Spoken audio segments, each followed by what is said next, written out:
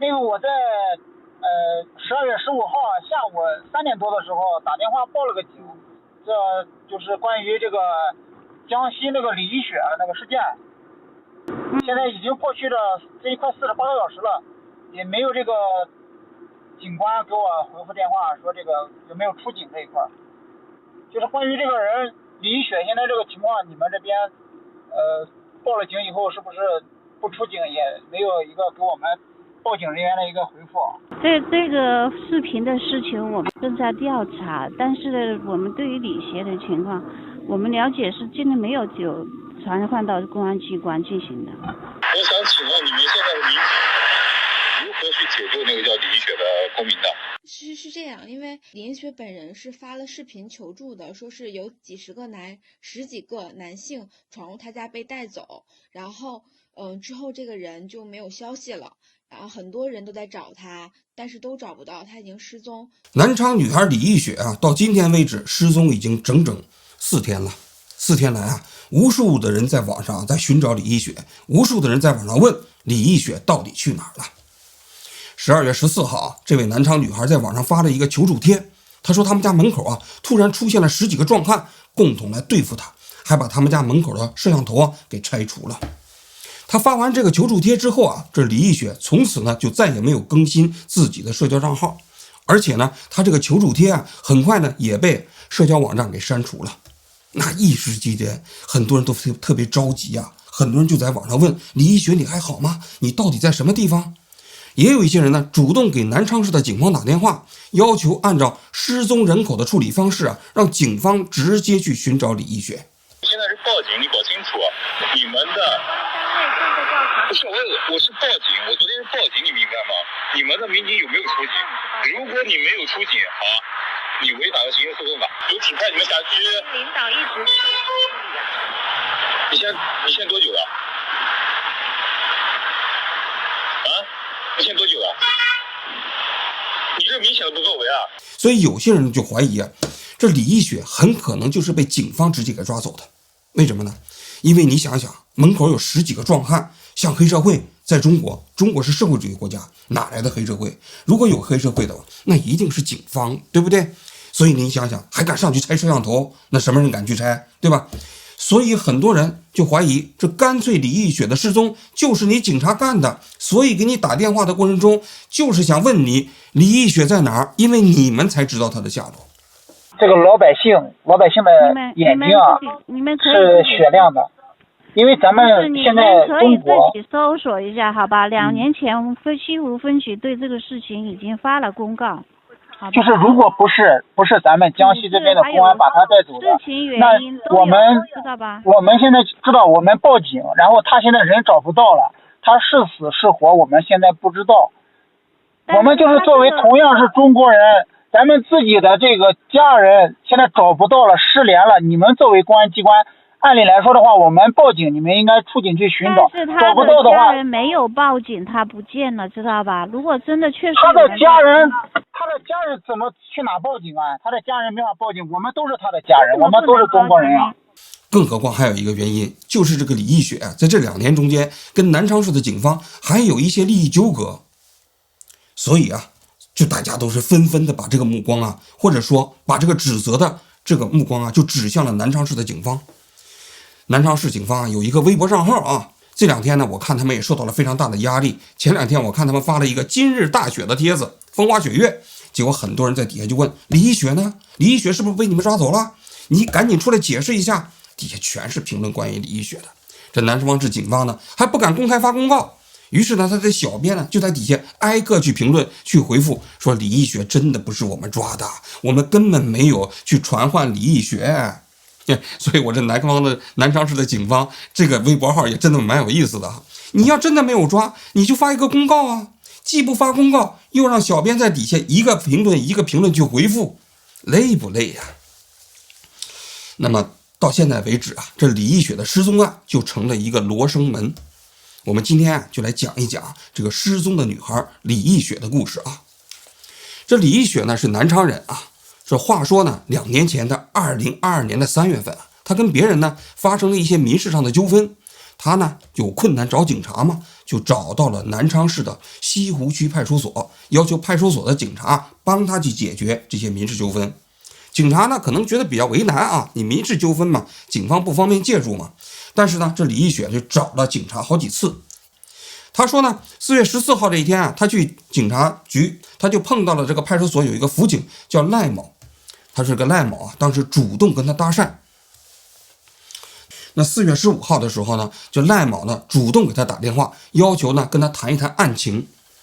这李义雪那一听警察主动跟他谈案情，那肯定非常开心呢。他们家旁边啊有一个隔离酒店，他呢原打算是在这个酒店的大堂啊跟这个赖某见面，但这个赖某啊电话里跟他讲了，说大堂里头谈话不方便，要在房间里。那没办法啊，这李义雪呢就在这个酒店开了一个房间，在这房间里头等这个赖某。那傍晚的时候，这赖某就来了啊。他说赖某进了房间之后啊，先是坐在窗户边那个凳子上，跟他谈了10几分钟的案情，紧接着就跟他讲，他说你这个案子啊，如果你是我的女朋友，早就搞定了，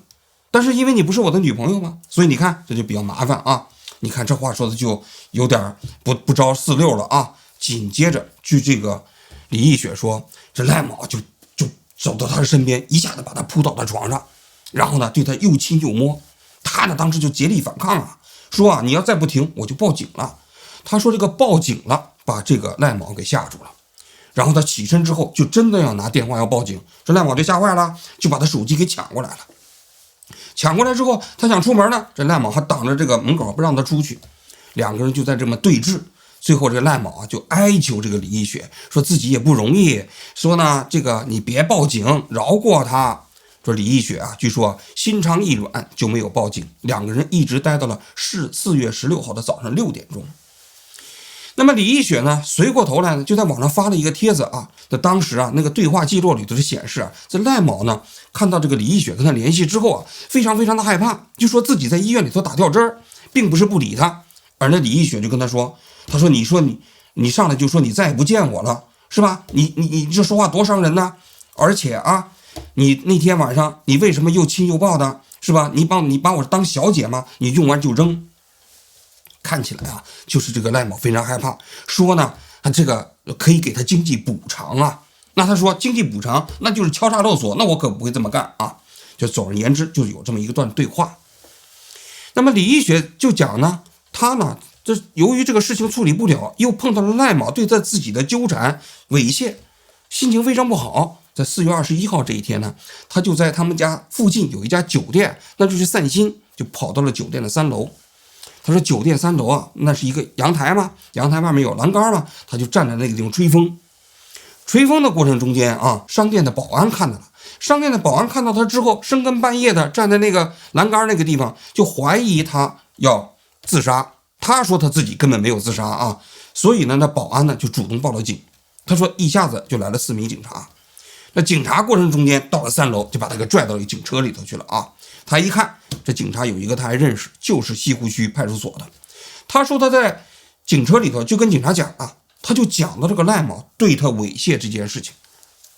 他说他讲完之后，这警察就非常紧张，立刻就把执法记录仪给关了，然后呢就把这个李义雪直接带到了江苏省精神病院。带到江苏省精神病院的时候，那已经是午夜2、3点了。到了那个地方就说给他检查检查身体，结果没想到呢，进去之后医生就随便问了他2个问题，10分钟，说你最近是不是心情不好啊？然后他就说心情不好，睡觉不好啊，睡觉不好，就把他给我关到了精神病院接受强制治疗，说他有精神疾病，说他有什么精神病呢？人格障碍。这李义雪啊，当天晚上就在那哭闹啊，结果呢，那医生护士就直接把他绑在了那个床上进行治疗。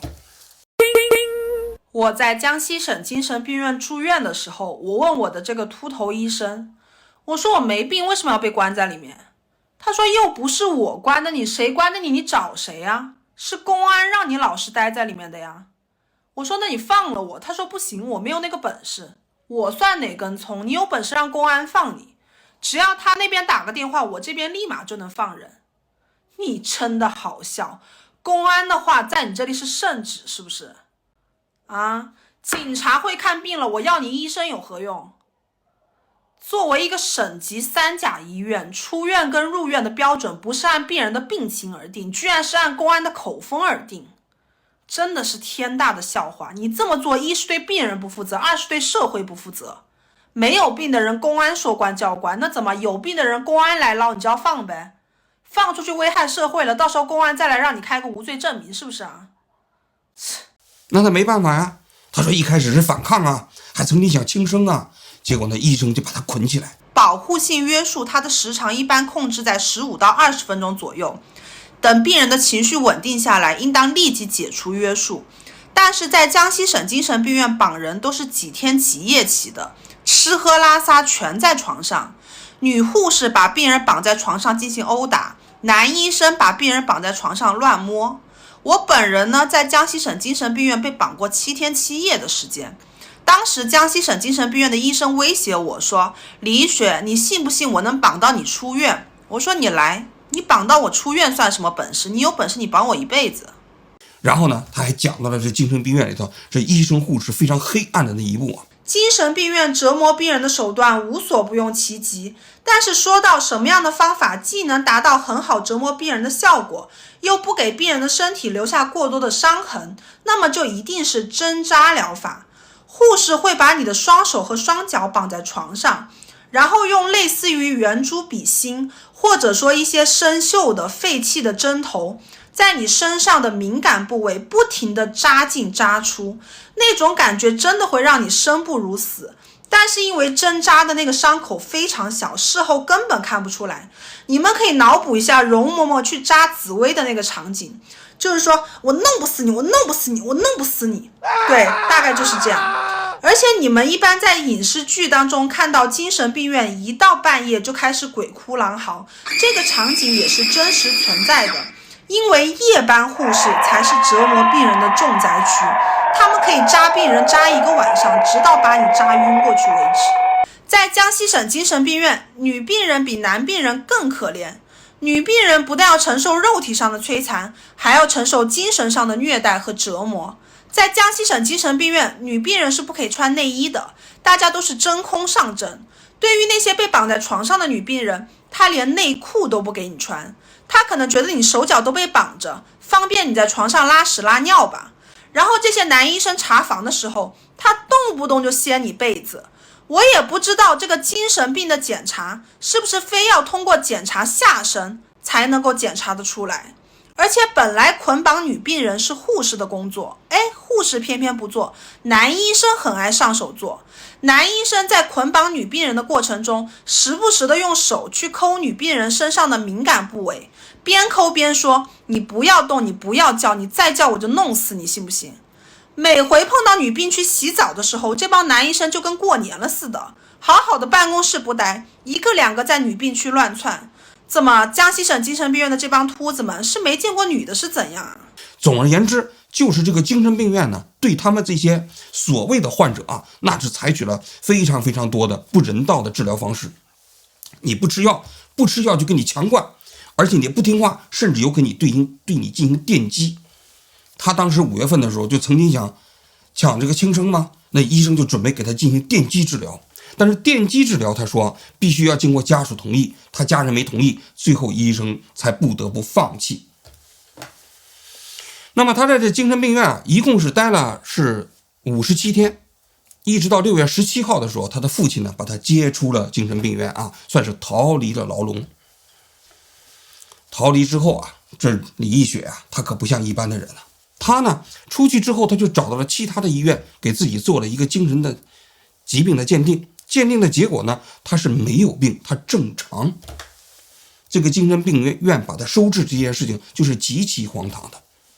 所以呢，他呢就一纸诉状，把这个江西省精神病院告上了法庭。这是2022年的7月20号的事情啊。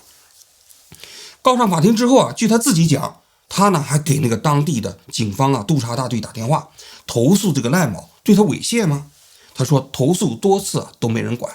于是在8月份的时候，他就在网上通过自己的自媒体，因为他在抖音有一个账号，就开始讲述这件事情。讲来讲去呢，这个南昌市警方督察大队知道这件事了，在8月10号的时候就有人主动找到他，找到他呢就联系他啊，做了一些调查啊。那么这个调查的过程中间，警方调查的版本啊，跟李义雪之间所陈述的版本呢，就出现了比较大的分歧。你就比如说关于赖某这件事情啊，警方呢后来在接受采访的时候说啊，他说李义雪不是讲了吗？4月21号他那天自杀，他自杀的过程中在车里头，他讲到了赖某对他进行猥亵，而这个警察呢听到之后非常紧张，就把执法记录仪啊给关了。警察说找了当天那个执法的警察都说李义雪当天根本没有提及到赖某对他猥亵。而且李义雪呢还说到一个非常重要的细节，他说呢，警察把他带到派出所的时候啊，他还提出来要找这个赖某进行对峙，而当天赖某就在派出所，他在警车上，结果警察拒绝让他跟赖某进行对峙。结果呢，那个当时啊接受采访的那派出所的所长说，他说他们查了一下值班记录，4月21号那天晚上呢，这个赖某实际上并不在警察局来值班，他根本没上班。所以啊，这李义雪跟他说对峙肯定是不成立的嘛，这是第二点不一样的地方啊。这第三点不一样的地方呢，就当地警方呢也找到了这个赖某核实啊。赖某是讲呢，他说4月15号这一天，实际上是李义雪主动给他打的电话，并不是他给李义雪主动打的电话。然后呢，他去那个房间里头一看啊，他就说这李义雪看起来就不太正常，说地面上和床上都是水，他想走。结果呢，中间还走过一次，又被李义雪用电话叫回来了。而且啊，这个赖某啊，后来在接受某个媒体记者采访的时候，还放了一点当天晚上的录音。我是来了，所以说我跟你讲清楚，就是以后不要叫我来警戒，知道吧？你想一个问题，女人已经进了这个环境了，你一直在旁边待着，已经完全够干什么够了。但是你就是我的意思是说。你现在回去，跟你晚上回去，能有本质的差别。你现在回去有点像那种，你懂吗？就是目的性很明确的来办事，然后办完事就走的事情。我也没办事。你从晚上走，性质就不一样。我就是朋友就讲，我也想问你，谁把铺床睡得跟把水能淋在床上淋得这么死整？但是李义雪说呢，这个赖某放的录音不全，是经过剪辑的。所以啊，这赖某就是对他进行了猥亵，这是第三点啊，双方啊说的不一致的地方啊。那么综合看来啊，就双方关于这个赖某是不是猥亵呢，存在着非常大的分歧。当地警方啊，经过调查说走访了这个饭店的这个保安，还有当场的目击，调了这个录像之后啊，也包括录音、这个电话的聊天记录等等，就认定呢这猥亵的行为是不成立，这没有立案。但是这个赖某呢，在9月份的时候，因为一项考核没有通过呢，就自行离职了。而警方又说呢，由于整个的内容呢涉及到个人的隐私，又不能公开。这是围绕着赖某啊，到底是不是这个有没有猥亵这么一个问题啊。紧接着就涉及到第二个问题，就4月21号这一天啊，这李义雪到底有没有去自杀？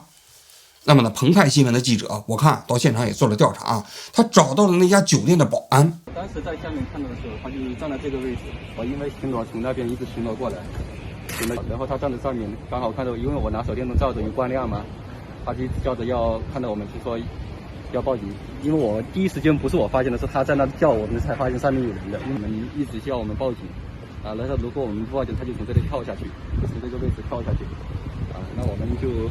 刚开始就是劝导了几分钟，然后无果，然后我们就直接报警了，啊，然后后面过了几分钟，派出所的民警从到这里来了。这次是第二次，上一次是在前面那个铁桥，那个铁桥，他们说的是4月15号，然后是另外一个队员，白班的队员，他那个是也打电话报警，其实上面报警，而且到时候当时那个民警来了，还有那个119也来了，那个消防也来了。然后把他先导下去了，不是先到铁楼梯，他先到的我们叫这个岗位，然后跟我们保安讲，他说你帮我报个警，特意提出帮他报警，还不能说是他报的。然后我们保安问他你有什么需要报警的，他就不说，那保安就没理他，然后他才走到铁楼梯那里去。他来我们这就2次，14号那一次跟这个21号深夜一次，他也爬得最高。然后我们当时劝他下来，他也没有过激，没过激呢，但是他也不配合，他就不下来。那我们也不敢上去跟他做肢体接触，就打了消防的119，不是消防派出所的电话。而警方公布的通报呢，也显示呢，就说啊，这李一雪啊，好像那一年3月4月好几次都连续自杀。那么他们就解释了一下，他们为什么要把李一雪送到精神病医院呢？他说依照江苏省什么一个叫肇事肇祸精神病人管理办法，把他送进了这个精神病院。那这问题就来了啊。那么依照我们来看这个按照这个我们国家的精神卫生的管理法江西省的警方在处理李一雪的事情中间是存在着明显的这一些错误的首先这个赖某你虽然说他现在猥亵这个李一雪的证据看起来好像不是那么充分，因为李一雪披露到网上的那个信息就那个聊天记录也没有显示对方是在猥亵他，给人感觉好像双方是自愿的但是这个赖某在私自去接触案件的当事人，这是明确违反中国的警察法的。因为警察这个跟当事人尤其是异性当事人你在私下的途径去接触这明显违背警察管理办法，就是违法行为。不管你有没有猥亵，不管你那天你发生了什么，你进到房间跟一个女的这样的一个当事人在一个房间里去聊天，待到了第二天早上6点，这件事情就是违纪。所以这赖某本身后来离开了警察队伍，他也不冤枉。那么你当地的警方没有管理好自己的辅警，你也有责任，这是第一点。第二点，按照我们国家的精神卫生法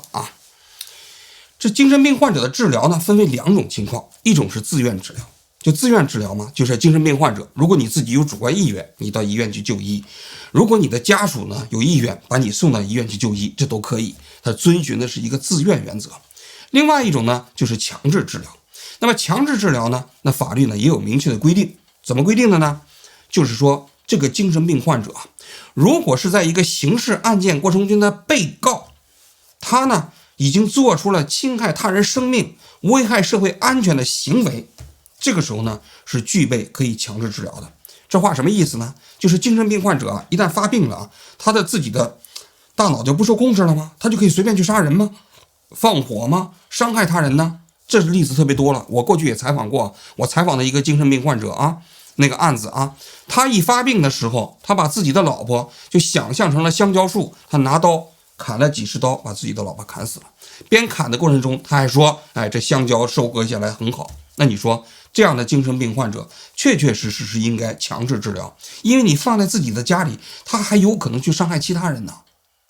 他不光是伤害自己的家人，还有可能伤害其他人呢。有的精神病犯病之后，那他就点火但是由于他是精神病患者，法律又不能对他采取刑事强制措施，那怎么办呢？所以对这样的患者就只能进行强制治疗，把他送到精神病院去治疗。但是法律同时规定，由于你这个强制治疗是剥夺一个人的这个人身自由嘛，所以他必须由法院来裁决，就说这个人是否应该接受强制治疗，得法院裁决之后，他本身必须是一个刑事被告。但是大家可以看一下，南昌市警方当时把李一雪送到这个精神病院，经过法院的途径了吗？根本没有他只是看到李一雪他要自杀，他就把这个李一雪给送到了精神病院。自杀这种行为我们从医学角度来讲，它叫自伤，对吧？他只是伤害自己，伤害自己的行为，它不属于危害公共安全的，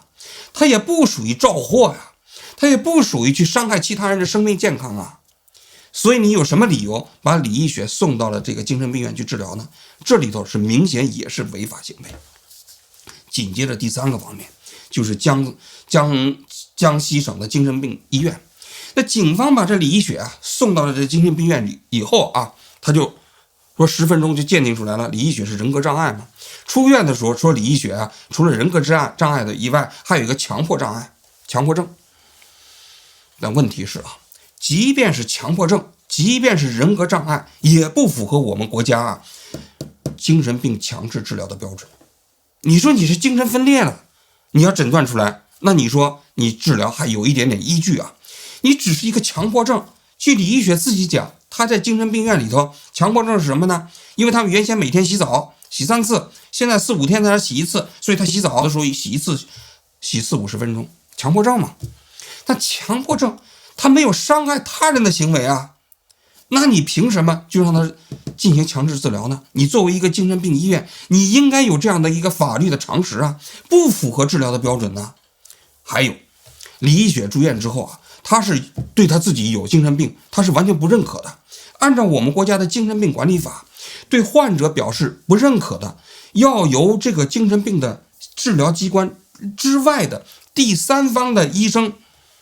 机构进行对病情进行重新评估，也就是说重新进行诊断，看他是不是真的有精神病，是不是符合强制治疗的标准。可是呢，江西省的精神病院在这个整个李一雪被关押的57天的过程中间，我们现在是没有看到相应的证据，他请了第三方的人对李一雪进行重新评估以及诊治，就是他们一开始单方面的那么一个诊治条件，就把李一雪关了整整57天，那这不也是明显的违法行为吗？所以你可以看到了，就是在整个李一雪事件过程中间啊，不管李一雪的精神问题是不是有疾病，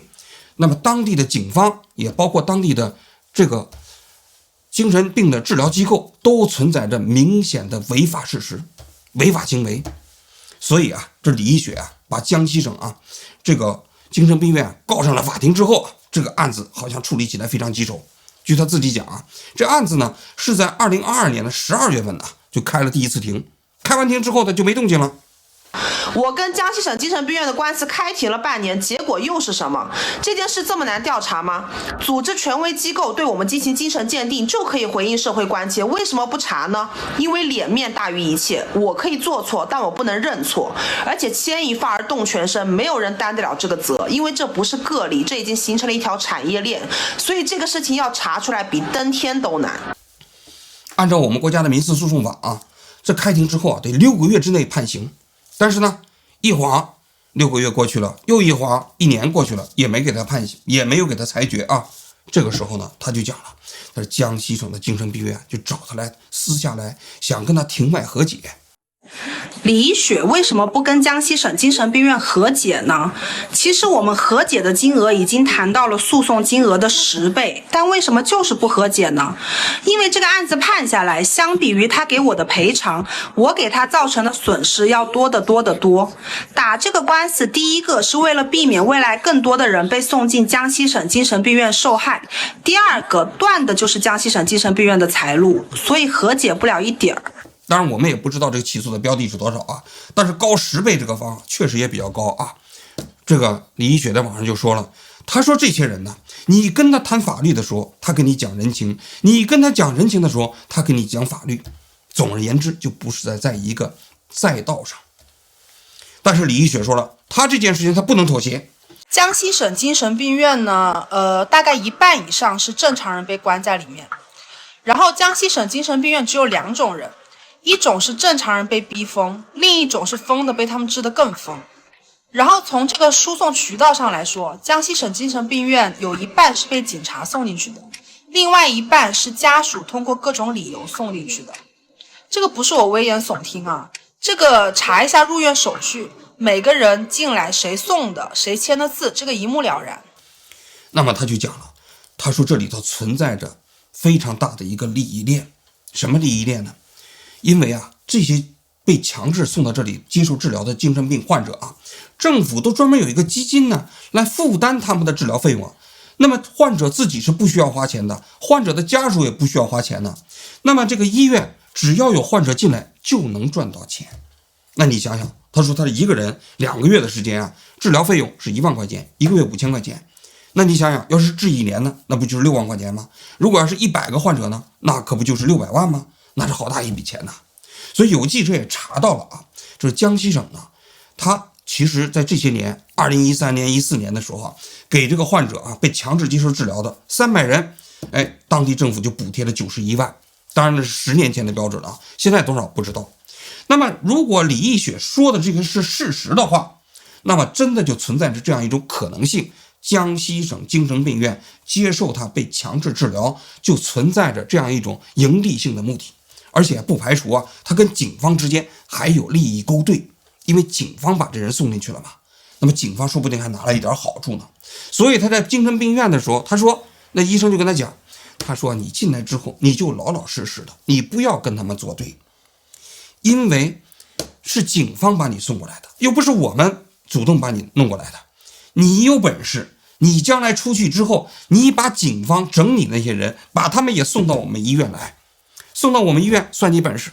对吧？反正是不是我们主动接收的，送到我们这里来，我们就负责治疗而已。那么就是在这种情况下，到了今年的12月份，据这个李义学讲啊，今年12月份他的案子马上就宣判了，结果就在这案子即将宣判的前夕，忽然之间他们家门口来了10几个彪形大汉要来对付他，于是李义学就消失了，就失踪了。整个事件的来龙去脉啊，大致就是如此啊。我最后讲点我自己的看法啊。这李义学啊，到底啊，你说他有没有精神疾病啊？我综合看了一下他所有的视频呢，李义学的视频说话的时候，确确实实给人感觉头脑非常清晰，言辞呢也非常的犀利，逻辑也非常缜密，看起来确实不像是精神疾病患者啊。但是呢，我想讲一点啊，不能根据一个人的这种表达来判断一个人是否有疾病，还是应该有严格的司法鉴定。那么呢，他那种强迫症，如果是李义学啊他自己讲的啊，他是洗手40分钟啊，可能的确有强迫症。但是强迫症啊本身呢，到底是不是需要进行强迫治疗，这显然不到标准，根本不到标准。无论从哪个标准来讲，李义学啊都不符合强制治疗的标准。所以啊，李义学起诉江西省精神病院，我认为理由非常之充分。因为江西省精神病院在进行强制治疗的时候，的确法律依据不足，而且呢，媒体记者还发现了这个江西省精神病院有前科。此前呢，他就把另外一个患者啊，强制治疗，人家出来之后把他给告了，告了之后呢，他就给败诉了，就是强制治疗的依据不足。这是第一点。第二点就是江西省啊，这个警方现在麻烦可大了。如果要是他这个精神病院的这个官司要是败诉了啊，那警方涉及到什么？警方涉及到刑事犯罪。什么刑事犯罪？就是非法拘禁。按道理来讲，人家这个人不具备强制治疗的标准，你把他送进去了，丧失了57天的自由，那这件事情可不是简单的违纪问题了，就是非法拘禁呢。你等于剥夺了一个正常公民57天的自由啊，那这不就是刑事犯罪吗？所以江西的警方现在其实也非常非常的尴尬。为什么现在李义学在网上发了这么多视频啊，然后呢他说失踪了，警方现在呢都不敢搞一个公告出来呢？就是因为他们理亏，他们在大的方面理亏，即便有些细节啊，他讲到了他那个赖某啊，好像不是这个所谓猥亵，还有那个他没有跟赖某之间进行对峙等等这些细节，你看到了吗？警方在面对记者采访的时候讲的全是这些细枝末节。但是在最关键的问题上，警方有没有权利把李义学送进去进行强制治疗的，这个我在所有的报道里头都没有见到警方对这个问题的回复，因为他们没有办法回复，他们没有办法解释自己依据什么样的法律把李义学送到了强制治疗的精神病院，或者说他依据的那个法律本身他是不是达到了这个标准，显然达不到。所以呢，这里头是非常重要的一点啊。最后一点我想讲一讲啊，其实啊，我们国家的精神病患者啊，他的那种遭遇啊，经历了不同的阶段。早期的时候啊，是精神病患者想进精神病院进不去，因为没钱治疗，因为精神病的治疗是非常贵的，这个治疗的期限也非常长，动辄就是一治疗就治疗几年。因为有些精神病患者啊，吃药的时候呢他就正常了，一不吃药呢一出去就又犯病了，所以呢他的治疗期非常漫长。那么过去的很多精神病的家属苦不堪言，他们想把自己的患病的家属送进精神病院，送不进去，因为负担不起。但是从10年前开始啊，全国各地啊普遍把精神病患者纳入到了医保。有些经济发达的地区啊，不但是这些精神病患者治疗的过程中1分钱不收，同时呢，这个精神病患者在这个医院治疗期间食宿这些费用也都全免。那么由此带来了一个新的问题，什么问题呢？就是有些家属会千方百计的把自己的患病的患者就送进精神病院，送进精神病院以后就不管了，也就不让他再出去了。我当年在中央电视台新闻调查做记者的时候，采访过几个类似的选题。当时在上海有一个精神病的患者，他呢就被自己的家人送进了精神病院。送进精神病院之后呢，他病情也不是很重，在里面呢他还谈了一个女朋友。有一次他们两个就联手从这精神病院跑出去了，后来就被捉回去了。他当时呢就起诉了这个精神病院，他认为他已经完全符合出院标准了。但是按照我们国家的精神卫生法，出院是谁把你送进来的，谁才能把你领出去。精神病患者由于是一个限制行为民事能力的人，他自己没有权利主张自己的权利。我至今还记得，当时我在上海做这个采访的时候，我还请这个精神病的患者，所谓的精神病患者在外面的餐馆里吃饭，跟我交流的过程中完全正常。但是就是由于他们的家人不愿意让他出去，当地的社区也不欢迎他出去，他就只能待在精神病医院。我们的节目播出的时候最后他的案子还没有宣判，但是我们节目播出之后的1年之后，我知道的消息，他最终还是以败诉而告终。当时我曾经采访上海的一个精神卫生方面的专家，他就讲到了这个两难的困境。他就说，正是由于这样的一个管理体制的改变，许多精神病患者原本应该离开那个医院，回归正常社会，但是呢做不到，这是一个新的问题。我想在这里还想讲一点，其实世界上主流的现代的文明国家对精神病的治疗实际上是不鼓励把精神病患者送到医院里进行强制治疗的，他们更多的是希望这些患者能够在社区里跟正常人一起打交道。当然前提是这个患者本身呢没有攻击性，没有危险性。那么呢，这个社会对这些患者越包容，实际上对他们的疾病的康复也越有好处。但是现如今我们可以看到的是，不仅仅警方在滥用权力，随意的把一个没有必要进行治疗的精神病患者，甚至是一个正常人就送进了精神病医院，也包括了很多患者的家属出于自己自立的考虑，或者一个社区出于自己管理的考虑，也把很多不具备强制治疗条件的患者送进了医院进行治疗。精神病患者是我们这个社会中间最弱势的一个群体，他们的权利得不到保障，也就意味着我们每个人的权利得不到保障。所以我看到的是这李义雪他讲了一段话，讲得非常好。我们不谈家国天下，我们也不谈诗和远方，干点实事比什么都重要。如果说李义雪的存在能够让未来正常人被非法强制送入精神病院的人数减少一些，能够让未来精神病院的收治程序更加规范一些，能够在未来让精神病人在精神病院生存的更有尊严一些，那么我的努力就没有白费，我的存在就是有价值。我们假定李义雪就是一个精神病的患者，但是他讲的这段话，我仿佛觉得比我们这个社会中间很多正常人讲的话还要有道理。那么到底是这个社会病了呢，还是李义雪真的病了呢？好了，我今天就讲到这里，谢谢大家。我说我没病，为什么要被关在里面？他说又不是我关的你，谁关的你？你找谁呀？是公安让你老实待在里面的呀。我说那你放了我，他说不行，我没有那个本事。我算哪根葱？你有本事让公安放你。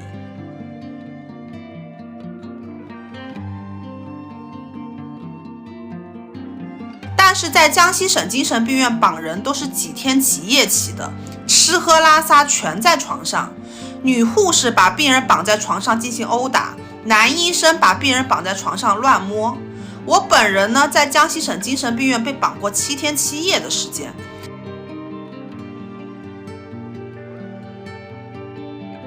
护士会把你的双手和双脚绑在床上，然后用类似于圆珠笔芯或者说一些生锈的废弃的针头，在你身上的敏感部位不停地扎进扎出。到现在为止9个多月过去了，不要说宣判了，他连开庭他都不敢开。他要是正常判呢，他得罪了一大帮人，估计他的职业生涯也就到这儿了估计以后也挺难生了。他要是当着全国的面枉法裁判呢，现在都是案件终身制，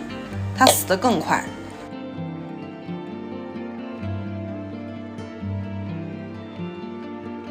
果说李一雪的存在能够让未来正常人被非法强制送入精神病院的人数减少一些，能够让未来精神病院的收治程序更加规范一些，能够在未来让精神病人在精神病院生存的更有尊严一些，那么我的努力就没有白费，我的存在就是有价值的。